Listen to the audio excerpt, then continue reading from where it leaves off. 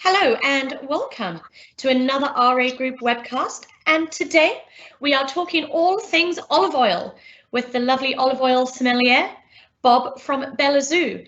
Belazu is one of our wonderful suppliers. Now, Bob, over to you. Hi, how you doing?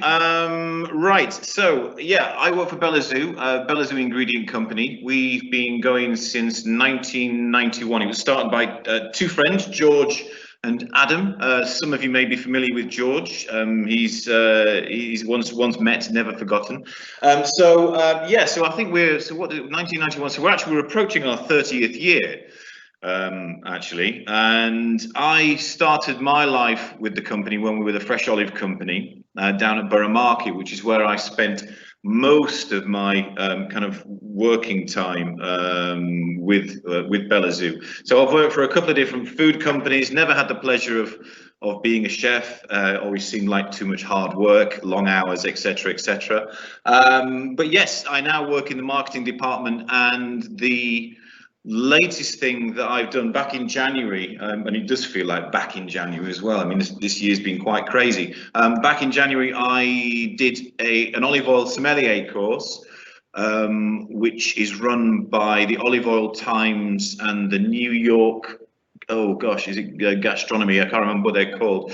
But it essentially involved learning about how to taste olive oil, what makes a good oil, what makes a bad oil. You have to learn how to identify oils which are defective, and it involved tasting over the course of 5 days 120 different oils, which was quite an achievement, and yeah, it has quite an effect on you. let me tell you. Yeah, so that's it. So obviously, then along came this thing called COVID-19, and my grand plans for a tasting club, which was to continue the tasting and building up skills with other people, has kind of disappeared for the moment. But we're going to carry it on. Excellent. Right, so what I'll do, that's enough about me and Belazu, I think. I think the best thing to do is just to do a little bit of a talk about olive oil, and I'm going to start. What I've found over the years of chatting to chefs and to the general public as well is that this whole thing around the virginity of oil, extra virgin, virgin, ordinary, people just don't have a clue. And why would you? Because it's not something that's indigenous to this country. It's not like pork pies or cheese. There isn't a manufacturer or producer just around the corner. The nearest one would be in Spain. So the biggest misconception, I think, about olive oil is that virginity is somehow linked to how it's pressed, the temperature, or whether it's pressed, or how it's extracted. It's really got nothing to do with that. The extraction can affect the quality of the oil, but they're very, very separate things. So, extra virgin olive oil, you've got three types. You've got extra virgin olive oil, you've got virgin, you've got ordinary olive oil, and then you have something called lampante, and lampante literally means lamp oil. It's not fit to be eaten or used. There's actually a fifth one, which is pomace oil, which we'll come on to right at the end. So what is it that makes an extra virgin olive oil? Without getting too technical, it is to do with what they call the FFAs, the free fatty acids. When you pick an olive, the moment it's like any food, Bird's Eye make a great big thing, quite rightly, about I think it's 2.5 hours from field to fork or field to frozen for their peas. It's a similar thing with olives. It's a 2.5 hours. You've got a lot longer than that, but certainly from being picked, the olives really need to be processed within 24 hours. Most people that we use will do it within 12. The last thing you want is sat to them sitting around outside a mill. So you pick it. You take it to the mill, it will get crushed. Well, first of all, they will tip it into a hopper. They'll blow away all the leaves and the twigs.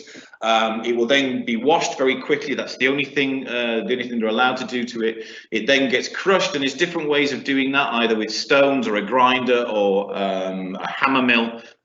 which tend to be the modern ways of doing it. Then it gets malaxed, which is basically stirred. I don't quite know why they call it malaxing.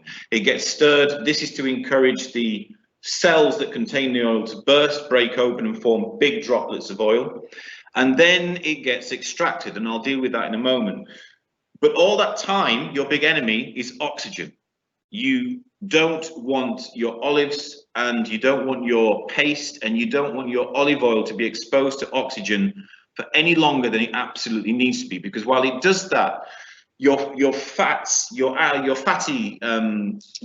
in olive oil comes in long chains, and oxygen starts to break them down. They react with the oxygen, it breaks them down, and they become free fatty acids. Okay, and the virginity of oil is anchored on that point of your free acidity.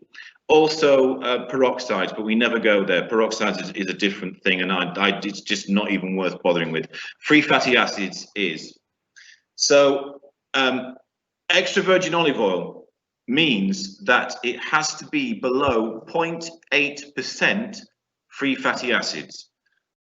That's the European definition of an extra virgin oil. If you go to America, California specifically, or to Australia, they are avidly campaigning to bring that down to around 0.3 or 0.5, because they don't think that standard's high enough, and we haven't got time to go into that, but there is a whole story there. So that is extra virgin, below 0.8% free acidity. Virgin is below 2% free acidity. Okay, and then you've got ordinary oil, which is below 3. It's actually 3.3, but 3 is near enough. So below 3 is an ordinary oil. Above, anything above 3 or 3.3 then becomes lampante. Literally, as I've said, you're not supposed to actually eat it. It would be used for making soap or massage oil or whatever it is that they do with the oil. Years ago, it would have been used to obviously light lamps, which is why olive oil was just so ubiquitous and incredibly powerful, popular down in the south of Europe. So that's your 4 main types of oil. Bob, You've then got. Can I just ask a quick question? Yeah. As a chef, we've always been told that when you use an extra virgin olive oil, it should be used more as a finishing oil at the very end of a dish. Mm-hmm. No heat applied. Would you agree with that? That should be used just for the very end finishing of a dish? No, no, I wouldn't. Obviously, with a commercial kitchen, there's a couple of things going on. You've obviously got your budget to worry about, but the main thing about a finishing oil is so Verdamanda. Do you take Verdamanda? I do indeed. It's an excellent oil, very good. It's a wonderful oil. So yeah, that's a finishing oil. Now this is an oil that is, and drag me back on track if I go off on one. This is an oil that is picked extraordinarily early. The trade-off here is the earlier you pick an oil, the less oil you get, but the more interesting flavors you get. Hence why it's expensive, because you're just getting I think, oh gosh, I can't remember, it's something like 20% of the oil you would normally get from the olive when you pick them that early, but you get amazing flavors. So if you bought a whole bunch of this in 5-litre tins or tubs, that cost you, it would cost you a fortune. But if you're deep frying with it, those subtle flavors are just going to boil away. You've wasted your money, really. You can fry with it, you can deep fry with it, but I wouldn't. Whereas something like cornicabra, which is with cornicabra being a type of olive, it's a bit more robust. So whereas that's got, the Verdamanda has hints of green banana, it's got tomato leaf, really subtle things that you have to watch out for. This is much more punchy. It's kind of fruity, good pepperiness or pungency on the back of the throat, and you can get away with well, I won't say mistreating, but with heating it a little bit because there's more flavour there. So does that answer have I actually managed to answer your question, or have I just gone off on one? No, yes. Yeah. Yeah. Pommy, but the last one. So pomace oil was the last one, and Ian and I were just chatting about that earlier on. When you have finished extracting your oil, you're left with something called pomace cake, and pomace cake is the skin, the flesh, and the stone. And there's around 8 or 9% of that by weight is still oil, but without using extraordinary methods, the millers, the producers can't get it out. So companies, specialist companies, buy it and they take it to the factories. And what they do there is they soak it in hexane, which is a petroleum spirit, a petroleum-derived spirit that extracts all the oil from the pomace cake. They then heat it up. I think it's 190 degrees or something along those lines. The hexane boils off, and you're left with a black sludgy liquid, which is then distilled, and that is pomace oil. That's what's known as pomace oil. So whilst the fats in it, which are HDL, high density lipoproteins, they're good cholesterol, the fats in it are fine. It's got no other flavor. It's got none of the polyphenols are left, and the polyphenols are very, very powerful antioxidants. So basically, you've boiled away all your healthy attributes to that oil. It's a perfectly safe oil. It's a perfectly good oil, but you would never use it to dress or for adding flavor. It's purely a functional oil for frying in, and that's it. Right. Okay. But one quick question I wanted to ask you. You mentioned with your olive oil tasting, still a difference between a good olive oil and a defective olive oil. What is a defective olive oil, and what sort of do you look out for to spot that? There's loads of different things you can watch out for. I'm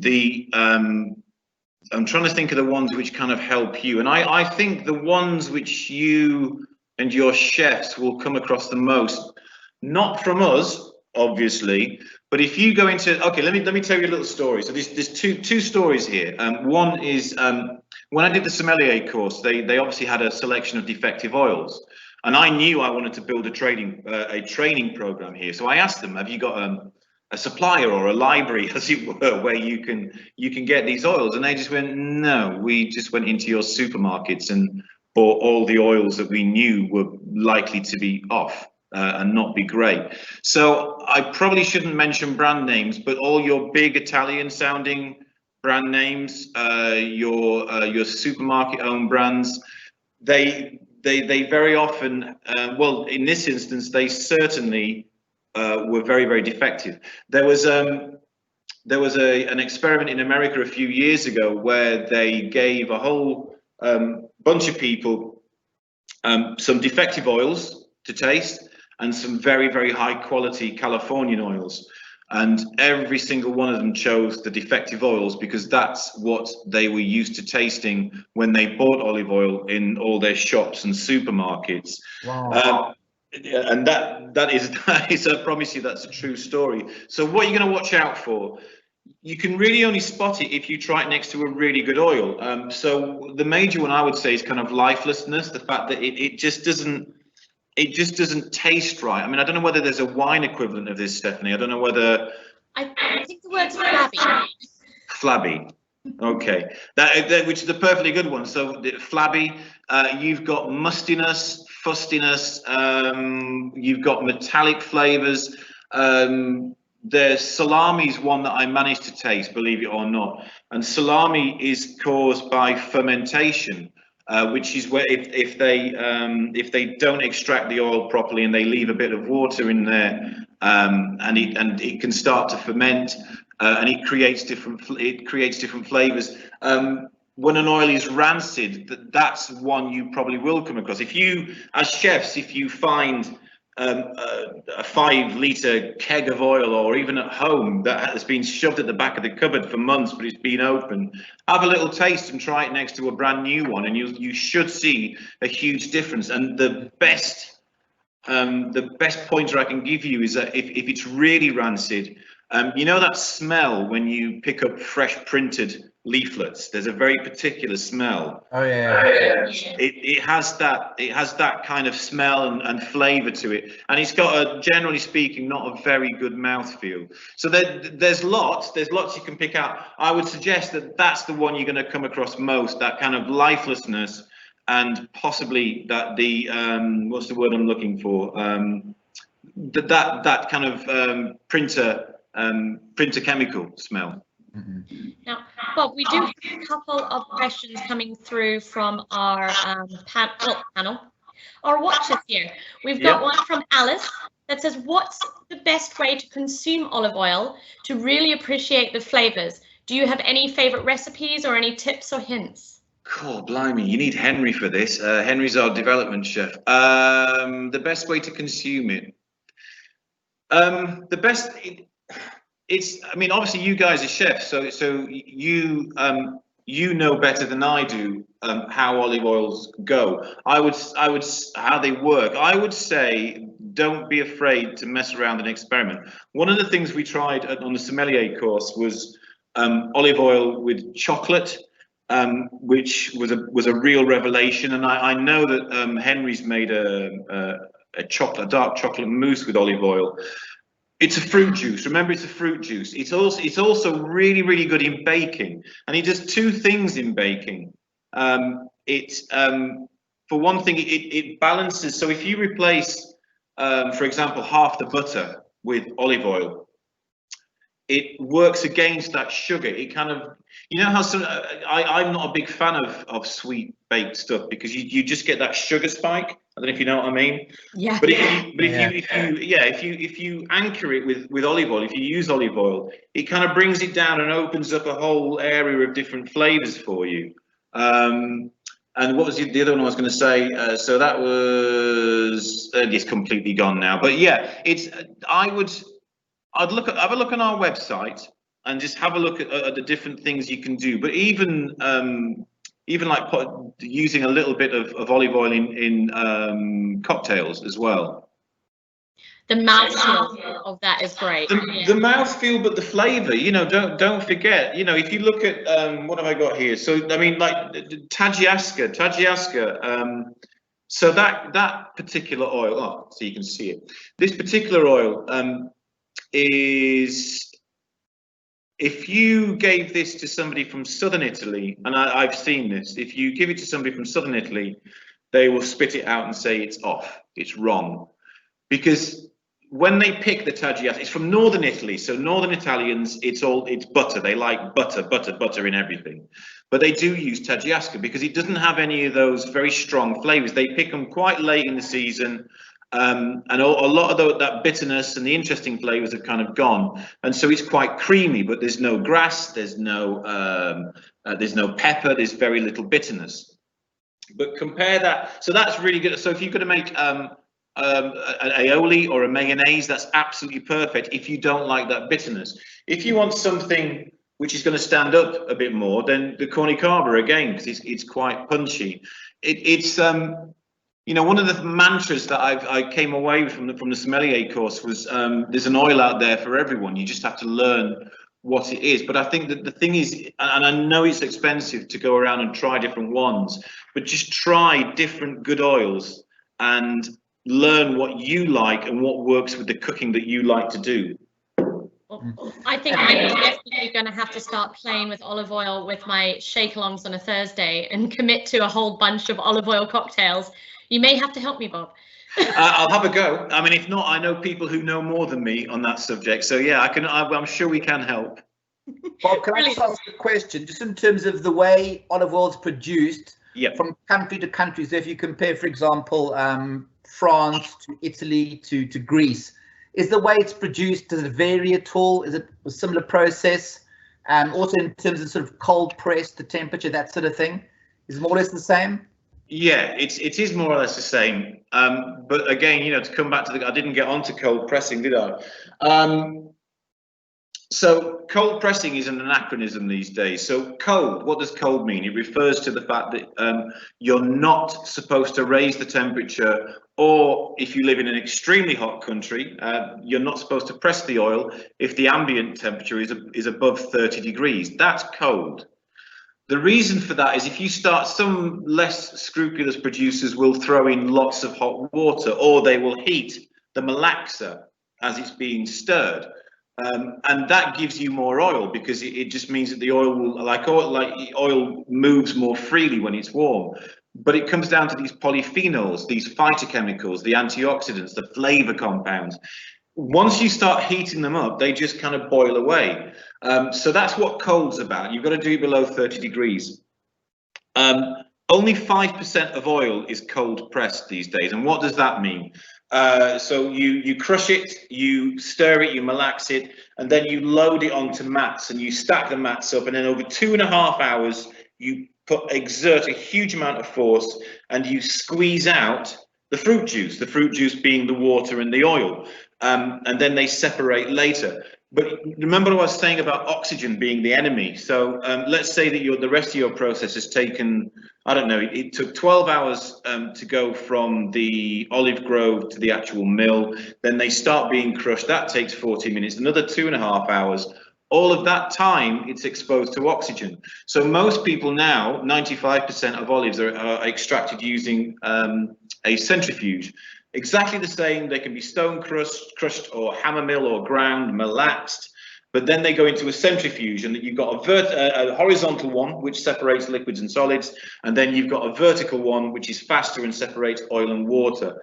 And the advantage is that cold pressing, the machines are also very dirty. If you don't clean the mats properly from the previous year, you've ruined your oil, because you'll get all those defective qualities coming through. And there's a defect in oil which is oh gosh, I've forgotten what it's called, but it's effectively that. It's that taste of grass, of dried hay, and that's from the mats. Centrifuges are all stainless steel, so they can be cleaned. It's not very romantic, but it produces fantastic oil, and everybody's going that way. Right. Are these too long answers? I am banging on a bit, aren't I? Sorry. No, very interesting. Very interesting. No, it's absolutely fascinating. We do have another question here from our audience, from a Thomas. He says, will you ever consider selling unfiltered new season fresh olive oil, for example, when the season starts in autumn in Tuscany, as it's a completely different product? What are your thoughts on that? New season unfiltered oil. So the thing about Belazu is, so the vast majority of the people, the producers that we've been working with for a long time. We don't chase the price. We don't chase the money. It's about establishing relationships. First of all comes quality. So after quality, you then have to look at, well, how much can they supply? Because we've got commitments to people like yourself. So once you've dealt with quality and then quantity, you do everything, you package it, you market it, etc., etc. I would love to, I think we'd all love to do those speciality oils. So doing an unfiltered, very, very fresh one, because Thomas is probably, I suspect what he's getting at is the fresher the oil, the more, the fresher the flavors, really. Remember, I keep saying it, it's a fruit juice. There's nothing, no matter how well you look after it, those flavors are going to subside over time. So the short answer, Thomas, is no. I suspect at the moment we won't, because the work involved in trying to find somebody who's really, really good year upon year and provide us with the quantities is quite difficult. But I wish there was an easier way of doing it. But it does become about the quality, because we've obviously got to make sure that the way it's manufactured, it fits in with the way that we like to work and have to work. Amazing, thank you so much. You're welcome. And Bob, can I just ask you, the flavored oils that Belazu do you guys make that yourself, or are those sourced out? And if you do make them, how do you go about infusing those flavors? So they are, no, we don't make them ourselves. They are, I'm trying to remember which ones we've got. We've got fig oil, we've got the orange oil, we've got the lemon oil, and I think at the moment that's it. So they can only really be done by the producer. So the fig oil is a really good example. So that's made in the same place as Verdamanda. Okay, so that's all stone ground. So when they're grinding the olives, they throw whole fig leaves in there, which have been collected. And when it goes to the whole, it gets crushed. The leaves get crushed with the olives. The flavour from the fig leaves gets into the liquid. So when it's extracted, the oil from the fig leaf stays with the olive oil. And it's not dissimilar to the lemon oil, which is made in Foggia. It's southern Italy. And they throw whole unwaxed lemons in with the olives when they're being crushed, and the orange oil is made in exactly the same way. So the only way we could do it would be to buy a separate orange or lemon or fig oil and then add it. And once you've tasted them side by side with an oil that's been made like that, you'll understand and appreciate the difference, because particularly the lemon oil, it's just amazing. It's just a wonderful oil, and it doesn't have that kind of artificial flavor. It's difficult to explain. You just have to you just got to buy some and try it, really. I guess it sort of mirrors gin. If you distill it with the botanicals or adding in the flavors afterwards in an oil form, you get that sort of difference. It's quite stark. Yeah, I mean, and it's very difficult to know, because nobody ever does any research into that. People in the business, they know that you get a completely different flavor if you do it as we just discussed. So you either do it like with gin, you distill with the botanicals, or you do it afterwards and add the flavors. But what is it? What actually is it? And I think it's very difficult to put your finger on without some sort of science behind it. But I'll put my money where my mouth is. I think there's probably all sorts of little flavors that distilling just leave behind. But when you do a direct action like that, when you crush with it, or when you distill with the spices already in there, you get something else. You know what I mean? That they're not lost.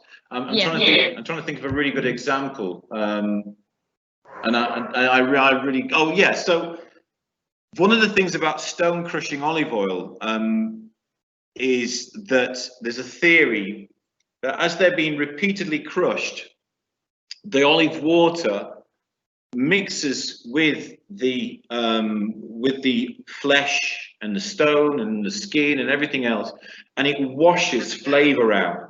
Okay, like a tea. Yeah, well, I mean, it's because all these flavor compounds are water soluble, and then it gets transferred to the oil. So that's a real positive attribute for stone crushing, which you possibly don't get when you grind or when you use a hammer mill.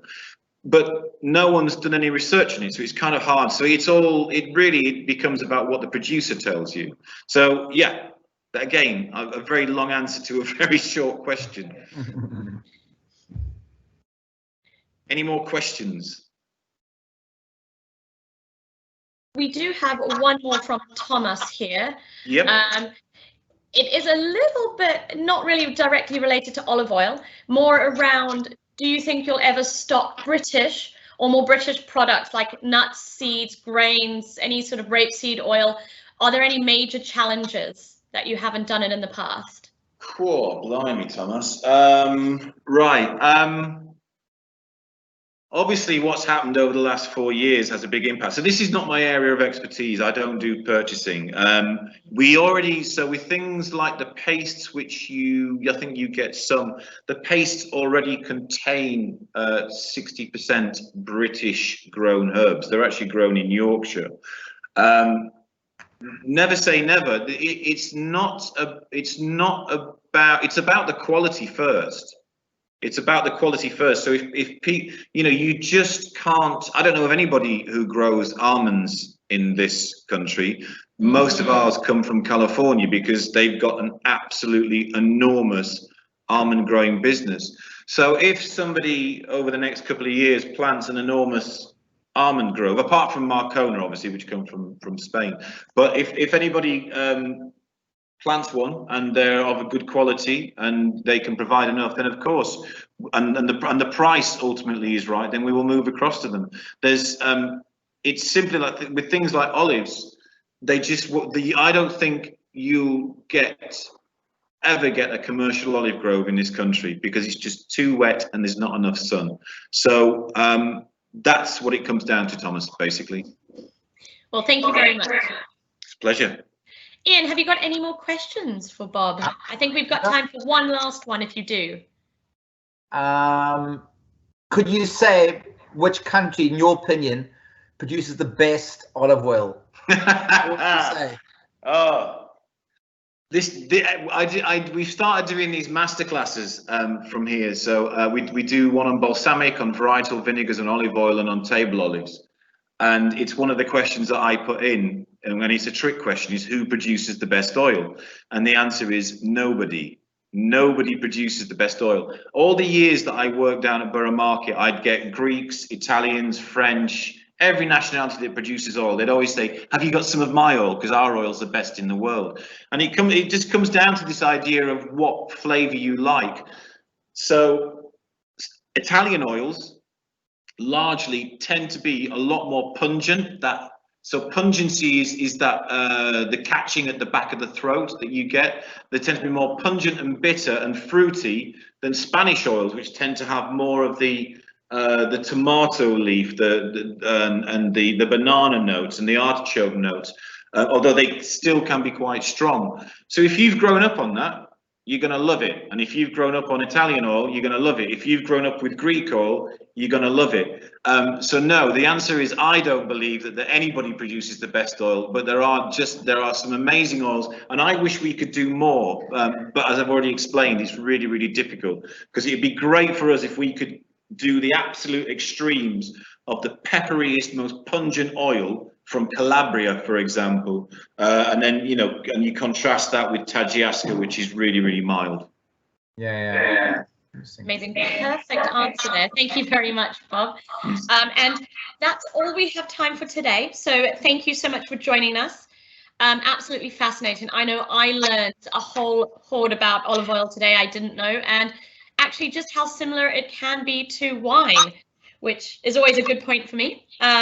Meanwhile, for more information about our program of discussions, please go to RA Group's website at www.ragroup.co.uk/news to download the broadcast links. Meanwhile, if you have any questions or suggestions about how you can get involved, please email gavin.goody@ragroup.co.uk. Anyway, thank you for joining us today. Have a fantastic afternoon, and we'll see you tomorrow, same time, same place.